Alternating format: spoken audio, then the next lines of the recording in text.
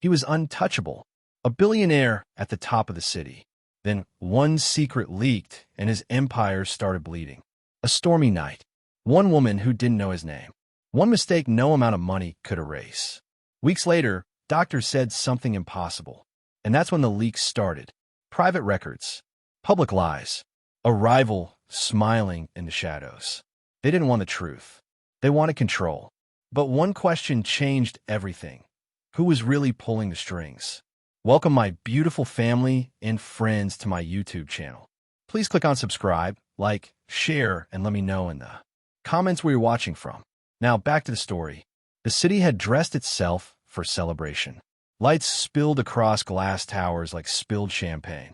Music floated through the air, expensive and hollow, the kind that existed only to remind people how much money they were surrounded by. At the top of it all, 300 feet above the city, stood the man everyone had come to see. Dale Boucher, billionaire, CEO, visionary, and tonight, a man being quietly dismantled.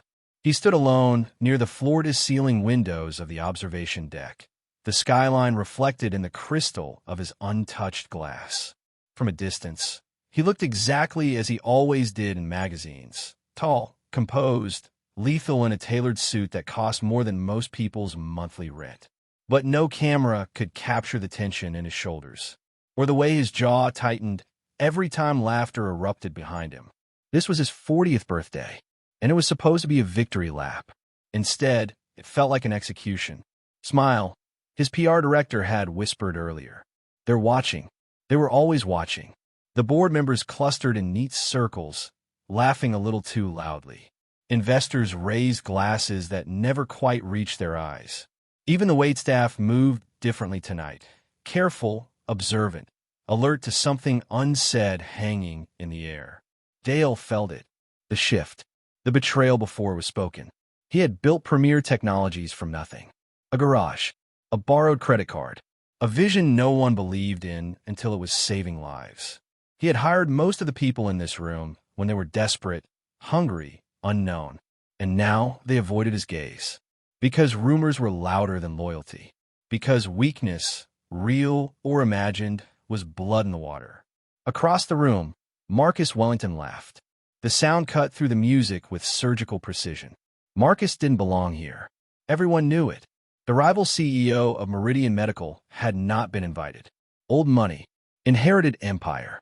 The kind of man who had never built anything but knew exactly how to take things apart. Marcus raised his glass in Dale's direction. A mock toast. Dale didn't return it. He already knew why Marcus was here. The rumors had started weeks ago. Whispers in boardrooms. Leaks to financial blogs. Carefully placed concerns about leadership stability. About succession. About legacy. And beneath it all, the thing Dale had spent years hiding from the world. Infertility. Publicly, he was the most eligible bachelor in the Pacific Northwest. Privately, he was a man who had sat in too many sterile offices listening to doctors say the same word in different ways. Impossible. He had endured the tests, the procedures, the clinical sympathy. He had stared at nursery catalogs at 3 in the morning and closed the browser before the ache could turn into something uglier. He had told no one, except now someone knew. The first crack came when his CFO leaned close and whispered, "We need to talk about the stock transfers." The second came when his head of legal wouldn't meet his eyes. The third came when his glass shattered in his hand. The sound was sharp, final. Conversation died instantly.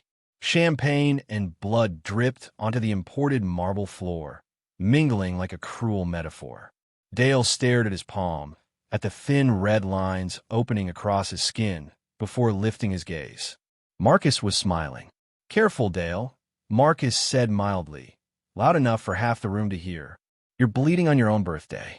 Not a great look. A ripple of nervous laughter followed. Then Marcus stepped closer. "You know," he continued, lowering his voice just enough to feel intimate, "for a man who can't create a legacy, you've been awfully possessive of one." The words landed like a blade between Dale's ribs. The room shifted. Eyes darted. Faces tightened. No one intervened. That silence told him everything. They knew. They'd sold him out. Dale felt something cold settle behind his sternum, Not fear, not shame, but clarity. A brutal, razor-sharp understanding that tonight was not a celebration. It was a warning. He straightened. Blood dripped from his hand onto his suit, staining the pristine fabric. He didn't hide it. He didn't wipe it away. Legacy, Dale said, his voice carrying across the deck, isn't about DNA. Marcus arched a brow. Dale continued anyway. He spoke of patients saved, of surgeons trained, of lives touched far beyond boardrooms and bloodlines. He spoke calmly, deliberately, as if each word were a brick laid between him and collapse. But Marcus wasn't listening. Marcus was watching the board, watching who flinched, watching who nodded, watching who looked relieved. When Dale finished, the applause was thin. Marcus smiled wider. Bold words, he said. Let's see how they age. The elevator ride down felt longer than the climb. Alone in the mirrored box, Dale finally let his shoulders sag. His reflection looked older, tired, hollowed in a way money couldn't touch. His phone buzzed. Another alert. Another article. Another carefully worded implication that his personal limitations made him unfit to lead a company built on medical innovation. He laughed once, short and humorless. Then the doors opened. Rain hit him like a benediction. Seattle had turned the sky inside out. Wind howled between buildings, rain slicing sideways, the streets slick and shining like they were bleeding light. Dale didn't call for a car. He walked. He needed motion, noise, something that wasn't memory. He didn't know how long he wandered before he ducked into the first place that offered shelter and anonymity. A dim bar tucked between two glass towers, its windows fogged, its music low and blues heavy. No cameras, no suits, just shadows. He took a seat at the far end, ordered whiskey he didn't taste, and stared at the amber liquid like it might answer him back. That's when she walked in. She didn't belong to his world. That was the first thing he noticed. No entourage, no careful posture, no practiced smile. She wore a simple jacket, damp from the rain, hair pulled back like she hadn't thought about how she looked before stepping out into the storm. She hesitated at the door, scanning the room, as if debating whether to leave. Then she stayed. She sat 2 stools away from him. Ordered tea. Tea. The bartender blinked. Served it anyway. Dale found himself watching her without meaning to. The way she cupped the mug with both hands. The faint crease between her brows, like she carried worry as a default setting. The calm competence in her movements. She noticed his bandaged hand. You should have that looked at, she said, not unkindly. He glanced at her, surprised. It's nothing.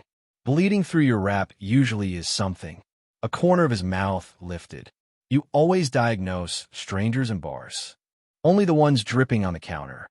He laughed, really laughed, for the first time that night. Fair enough. Silence settled between them, comfortable and unforced. She didn't ask his name, didn't ask what he did, didn't recognize him, and that, more than anything, felt dangerous. They talked about nothing that mattered and everything that did. About the city, about exhaustion, about the weight people carried without permission. She spoke about long shifts and stubborn patience and the quiet heroism of ordinary days. He spoke in half-truths.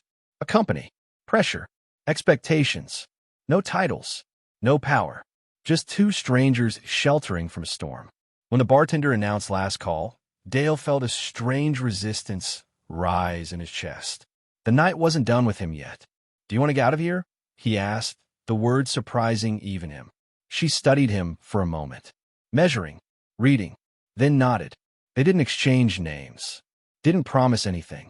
They walked back into the rain, into a city that didn't know it was holding its breath. The night swallowed them whole. Morning came too fast. Gray light crept across unfamiliar walls. Dale woke with the weight of memory pressing against his ribs. For one irrational moment, panic flared. Then he remembered. She was already awake, standing by the window, wrapped in a sheet that wasn't his. The city stretched below them, indifferent and endless. No awkwardness, no regret, just a quiet understanding that this was a line neither of them was meant to cross again. I should go, she said softly. So should I. They shared a look. Something unspoken passed between them, recognition, maybe, or relief. At the door, she paused. This didn't mean nothing, she said, not quite a question. No, Dale replied. But it doesn't have to mean more. She nodded, and then she was gone. By the time Dale stepped into the hallway, the city had already swallowed her back into itself. He returned to his life, to boardrooms, to lawsuits, to headlines. He told himself it was just a night, a fracture, a pause. He didn't know that Marcus Wellington had already pulled surveillance footage from the bar. Didn't know private investigators were already connecting dots. Didn't know that the one thing science had denied him had just slipped past every safeguard he'd ever built. Some nights feel like mistakes, until they rewrite destiny. If you believe powerful men shouldn't destroy others just to win, hit like. Comment and know more dirty games if you already sense someone's pulling strings. The storm has only begun. The sickness came quietly at first. Not dramatic, not cinematic, just a low, persistent nausea that arrived with the mornings and lingered like an uninvited guest. She blamed stress, long shifts, sleepless nights, Seattle's endless gray pressing down on everything. She ignored it. She was good at ignoring things. The dizziness followed a week later, brief spells that passed if she leaned against a wall long enough. She told herself it was dehydration, skipped meals, nothing worth worrying about. Until the morning the floor tilted. It happened in a hospital corridor, bright with fluorescent lights and antiseptic air. One moment she was walking, the next the world narrowed into a tunnel of sound and motion. Voices blurred. Hands reached for her. Then darkness. When she came to, the ceiling was unfamiliar. White. Too clean. Too still. A nurse stood beside the bed, checking vitals with practiced calm. Can you tell me your name? She did. Do you know where you are? Hospital, she whispered, embarrassed by how small her voice sounded. They asked questions. Too many. About her schedule, her sleep, her stress, her last meal. They asked gently, professionally, the way people do when they don't yet know what's wrong but are certain something is. Blood was drawn and foreplaced. Time slowed. She lay there staring at the clock on the wall, watching seconds crawl past, a sense of unease coiling in her chest. This felt different. Not illness, not exhaustion, something deeper. A doctor entered, young, serious, eyes scanning a tablet. We're running a few routine tests, she said, just to rule things out. Like what? The doctor hesitated just a fraction too long. Let's start simple. The pregnancy test wasn't supposed to matter. When the nurse returned with the result, she smiled softly. Congratulations. The word didn't land. Congratulations, she echoed, certain she'd misheard. You're pregnant. The room went silent. That wasn't possible. Her mind rejected the sentence outright, as if it were spoken in a foreign language. Pregnant belonged to someone else. Another life. Another story. She shook her head. No, that's wrong. The nurse glanced at the chart. The test is very clear. But she stopped herself. There was no explanation to give. No reason that would make this sound any less impossible. A memory surfaced unbidden. A storm. A bar. A stranger whose name she never asked for. Her stomach twisted. They brought in an ultrasound machine just to confirm. She lay there staring at the ceiling again, heart hammering, palms slick with sweat. This was a mistake. A false positive. A glitch. The gel was cold. The screen flickered. The technician frowned. Then frowned harder. I'm going to get the doctor, she said. Fear crept in, sharp and sudden. Another doctor arrived, older, more experienced, her expression already cautious. She studied the screen in silence. Then she said, well, this is unexpected. The heartbeat came first, a rapid, unmistakable sound that filled the room like a drumbeat. Her breath caught. There's one, the doctor said gently. Shock surged through her body, hot and dizzying. One was already too many. Then the doctor adjusted the probe. And another. Her fingers curled into the sheet. Then another shift. And another. The room felt too small. The doctor stilled, paused, adjusted again. And one more. Silence. For heartbeats echoed from the machine, overlapping, relentless. She stared at the screen, unable to process what she was seeing. That's not possible, she whispered. The doctor nodded slowly. It's extremely rare. How rare? The doctor exhaled. Given what we're seeing? Statistically, almost impossible. 4. Not twins. Not even triplets. 4 lives. 4 futures. Her vision blurred. This must be wrong, she said. You need to check again. They did. 3 times. The result never changed. The doctor finally set the probe aside and met her eyes. This is real. The words felt heavier than any diagnosis she'd ever heard. She wasn't ready. She didn't even know his name. Panic set in on the drive home. Questions crashed into each other, piling up faster than she could sort them. How would she survive this? How would she work? How would she explain it? How would she protect them? And then the worst question of all. Who was he? She searched. She shouldn't have, but she did. Late that night, wrapped in a blanket on her couch, she scrolled through news articles, business profiles, society pages. Faces blurred together until one stopped her cold. The stranger from the storm had a name. Dale Boucher, billionaire CEO, public figure, publicly infertile. Her breath left her body in a rush. This wasn't just impossible. It was dangerous. By morning, the whispers had started. She didn't know how, only that someone always knew. Someone always watched. A receptionist glanced at her too long. A nurse asked a question that felt rehearsed. Are you sure you want to list the father? By afternoon, her phone buzzed with an unknown number. She didn't answer. By evening, the first headline appeared, buried in a financial blog, phrased as speculation. Sources suggest irregularities involving Premier Technology CEO. She felt cold. Medical records leaked next. Details no one should have had. Test results. Procedures. Dates. Fragments of a private hell laid bare for consumption. By nightfall, the narrative had shifted. Not miracle. Manipulation. Not pregnancy. Experiment. Commentators speculated freely, confidently, cruelly. Had he used company resources? Had she been paid? Was this an unethical trial? Was it fraud? Her inbox filled with messages she didn't open. Outside her apartment, a car idled too long. She shut the blinds. Somewhere across the city, Dale stared at the same headlines, his blood running cold. They were using it. They were using her.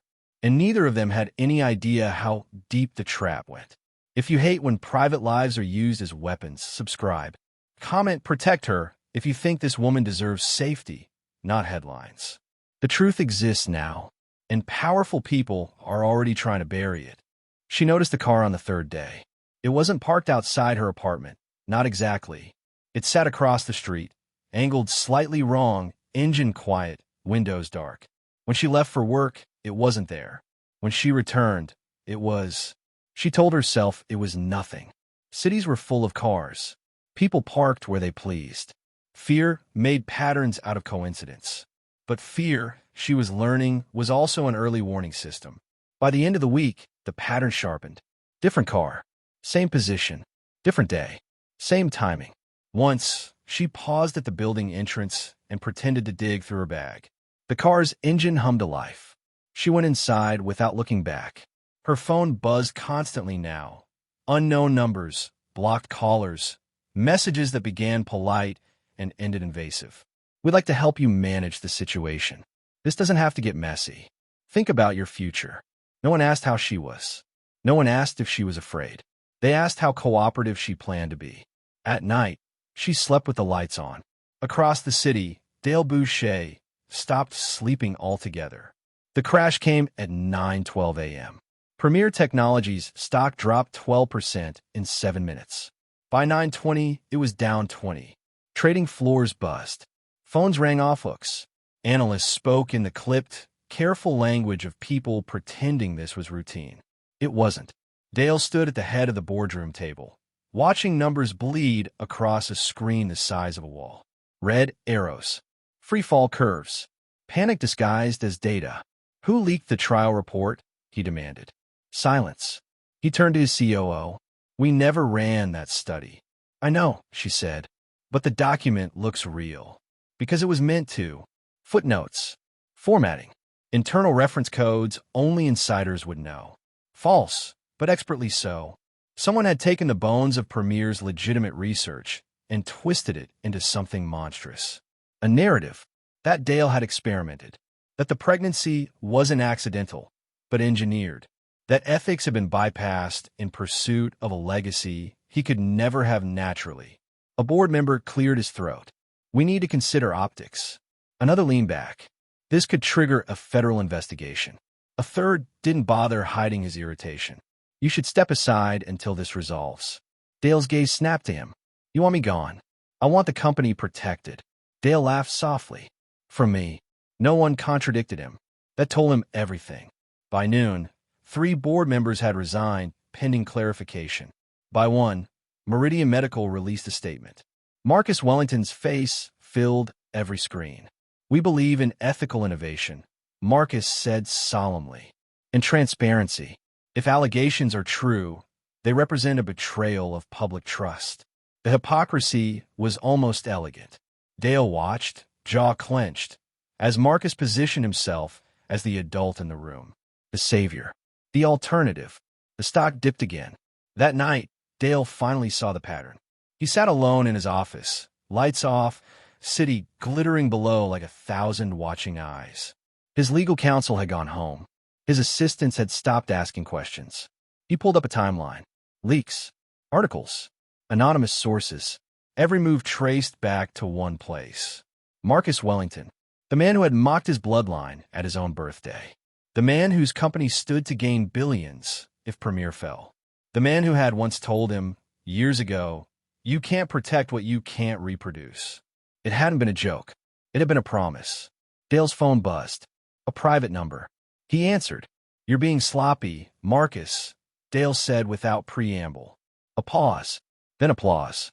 Still sharp, Marcus replied. I was worried the pressure might dull you. You leaked medical records, Dale said. That's a felony. Marcus chuckled. Is it? Or did someone else leak them? Hard to say these days. You framed a woman, Dale said, voice low. A private citizen. Collateral, Marcus replied easily. You taught me that word, remember? Dale closed his eyes. What do you want? He asked. Control, Marcus said. Your resignation. Your silence. Your legacy. I'll fight you. I know, Marcus said pleasantly. That's why I'm enjoying this. The line went dead. Across town, she received a visitor. 2, actually. They arrived mid-afternoon, dressed in neutral colors, smiles calibrated to seem harmless.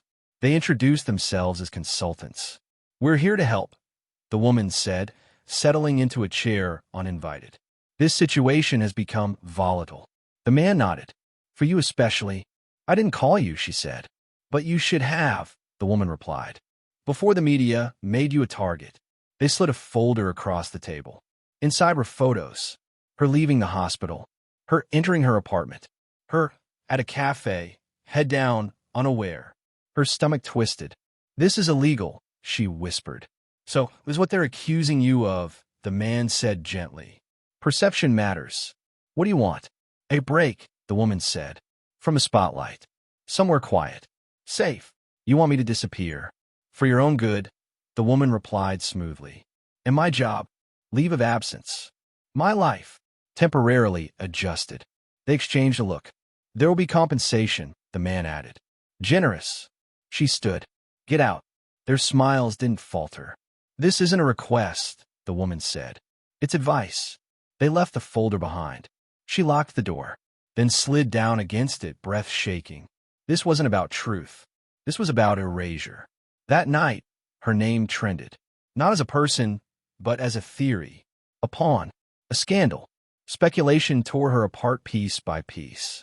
She was accused, agreed, of manipulation, of being a plant. She read until she couldn't breathe. Then she stopped. The next morning, another car waited outside. This time it followed her. 3 blocks. 4. 5. She ducked into a grocery store, heart pounding, watched through the glass as the car slowed, then drove on. She wasn't paranoid. She was being managed. In a high-rise office overlooking the city, Marcus Wellington reviewed updates with satisfaction. Public opinion? He asked. Divided, his aide said. But shifting. Good. The woman. Contained. Marcus smiled. Excellent. Fear makes people reasonable. He leaned back, hands steepled. Next phase, he said. Turn suspicion into certainty. Back at Premiere, the board convened without Dale. A vote was scheduled. Interim leadership, they called it. A polite coup. Dale watched the live stream from his office, powerless for the first time in his adult life.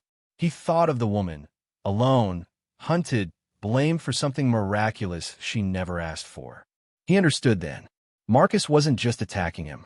He was making an example. This is what happens when you defy power. This is what happens when miracles don't belong to the right people. Dale rose from his chair. He wasn't done yet, but the trap had closed, and it was designed to break them both. If you can't stand bullies hiding behind power, share this video. Comment, "I stand for truth," if you're not siding with the villain. Because silence is exactly what they're counting on. The city woke up tense that morning. News vans lined the streets before dawn, satellite dishes aimed skyward like weapons waiting for a signal. Reporters rehearsed phrases they had already said too many times. Alleged misconduct, ongoing investigation, sources claim. By 8 a.m., the press conference had become the most anticipated event of the year. No one knew what would happen. Everyone sensed something would. Inside Premier Technologies headquarters, the atmosphere was electric with fear. Assistants whispered. Executives avoided eye contact. Lawyers paced, phones pressed to their ears, voices low and urgent. Dale Boucher stood alone in a side room, jacket unbuttoned, hands steady despite the chaos outside. He hadn't slept. Neither had she. She sat across from him, spine straight, fingers wrapped around a paper cup she hadn't touched. The room smelled like coffee and ozone, like a place where storms were about to break. "Once we walk out there," Dale said quietly, "there's no pulling it back." She met his eyes. "They already tried to erase me," she replied. "I'm done hiding." A knock came at the door. 5 minutes, a staffer said. On the other side of that door waited a world that had already decided who the villain was. They walked out together. The noise hit first. Cameras clicked like insects. Microphones surged forward. Voices overlapped, shouting questions no one answered. Dale took his place at the podium. She stood beside him. That alone rewrote the story. For weeks, she had been framed as a shadow, anonymous, suspect, disposable. Now she was visible, calm, unflinching. Dale raised a hand. The room quieted. "Thank you for coming," he began. "I know speculation has filled the silence. Today, that ends." A murmur rippled through the crowd. "This is not a defense," Dale continued. "It's an exposure." He nodded once. The screen behind them lit up. Emails appeared, time-stamped, authenticated, traced. Marcus Wellington's name glowed at the top. Gasps spread through the room. The first email detailed the purchase of medical records through intermediaries. The second outlined a strategy: destabilize Boucher, target credibility, create ethical smoke. The third was worse: leak infertility data, frame pregnancy as experiment, control narrative. Reporters leaned forward. Cameras zoomed. Dale didn't speak. She did. Her voice was steady, even when the room wasn't. "They call me a liar," she said. "They call me a plant, a scam, an accomplice." She gestured to the screen. "These are the men who decided my body was a battlefield." The next slide showed financial trails, shell companies, consulting fees, payments routed through law firms and offshore accounts. Marcus Wellington's empire exposed thread by thread. A journalist shouted, "Is this verified?" "Yes," Dale said, "by 3 independent forensic firms and federal investigators." The room erupted. Then the ultrasound appeared. 4 heartbeats frozen mid-frame. A medical panel stepped forward. Doctors, specialists, geneticists. "This pregnancy," one said into the microphone, "is natural, untouched. No experimental intervention. No manipulation." Another added, "The odds are rare. But rarity is not fraud." She exhaled for the first time in weeks.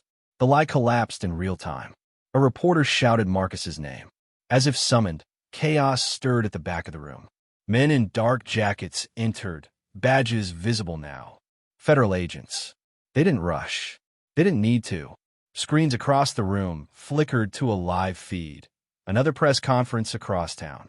Marcus Wellington stood at his own podium, mid-sentence. The doors behind him opened. Hands touched his arms. The microphone caught his protest. The feed cut. Silence followed. Then sound exploded. Marcus Wellington, arrested. Charges scrolled across the screen.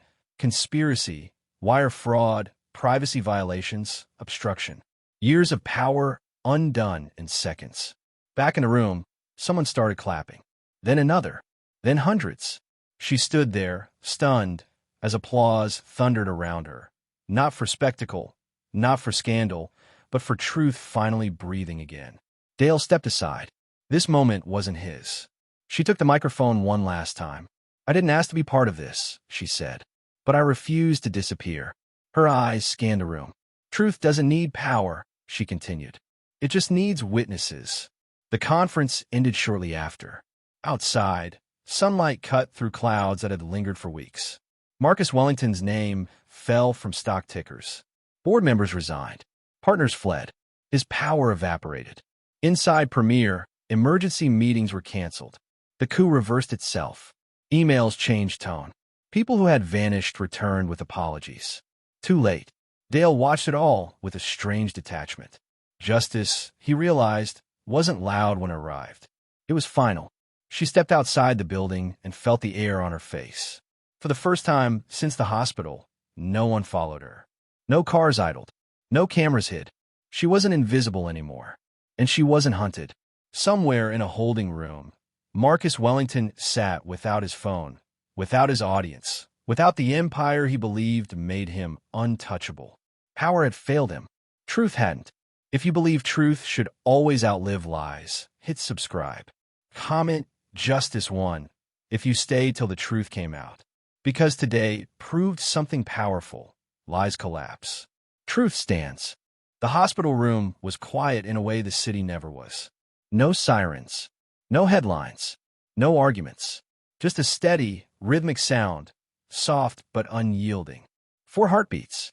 The monitor glowed in the dim light, each pulse rising and falling with calm certainty, like a promise being kept. The machines no longer felt intrusive. They felt like witnesses. She lay back against the pillows, exhaustion written into every line of her face. But there was peace there too. Real peace, the kind that settles after storms you thought would never end. She watched the screen, one hand resting protectively over her stomach. 4. She still couldn't quite believe it. Weeks ago, this room would have terrified her. White walls had meant exposure, vulnerability, judgment. Every test had felt like an interrogation. Every doctor's glance like suspicion. Now, the room felt safe. Earned. Dale stood a few steps away, hands in his pockets, unsure where to place himself. For a man who had commanded boardrooms and billion-dollar negotiations, this space humbled him completely. This was not a room where power mattered, only presence. He listened to heartbeats again, not as a CEO, not as a public figure, but as a man standing at the edge of something larger than ambition. For most of his life, legacy had meant continuation, a name passed down, an empire inherited, a future shaped in his image. And when doctors had told him that future was closed to him, something inside him had quietly collapsed. He hadn't raged. He hadn't protested. He had adapted, built taller buildings, signed bigger deals, mistaken scale for meaning. Now, standing here, listening to 4 lives announce themselves without apology, he finally understood how small that thinking had been. Legacy wasn't DNA. It was courage. It was choosing truth when lies were easier. Choosing exposure when silence offered safety. Choosing to stand when disappearing would have been simpler. He looked at her, at the woman who had been dragged into a war she never asked for and had refused to become a casualty. She hadn't wielded power. She had wielded honesty. When the world tried to erase her, she didn't scream. She stood, and that, Dale realized, was what these children would inherit. Not a company, not a fortune, but a blueprint for how to face the world when it tries to break you. She turned her head and caught him watching. "Still pacing in your head?" she asked softly. He smiled faintly, trying not to. "Good luck with that." He stepped closer, resting his hand on the back of the chair beside her bed. He didn't touch her unless invited. He had learned the difference between entitlement and respect the hard way. "They're strong," he said quietly. "They are," she agreed. "They've been strong from the beginning." She paused, then added, "So have we." The words weren't romantic. They were truer than that. Outside the room, the world was still loud. Stories still spun. Opinions still clashed. But in here, the narrative had ended. Not with victory, with understanding. She had been afraid once, afraid of being seen, of being judged, of being crushed under forces too large to fight. Fear had followed her like a shadow through hospital halls, through comment sections, through sleepless nights. But fear hadn't won. She had chosen strength, not the loud kind, not the performative kind, the quiet kind, the kind that shows up every morning anyway, the kind that refuses to disappear, the kind that protects life even when the world makes it inconvenient. She closed her eyes and breathed. For heartbeats answered her. Dale felt something loosen in his chest. For the first time, the future didn't feel like a battlefield. It felt open. There were no contracts waiting, no statements drafted, no cameras hidden behind glass. Just a moment that didn't belong to the public. It belonged to truth. He thought about Marcus Wellington, about how power had hollowed him out, how control had become his only language. Marcus had believed legacy was something you seized.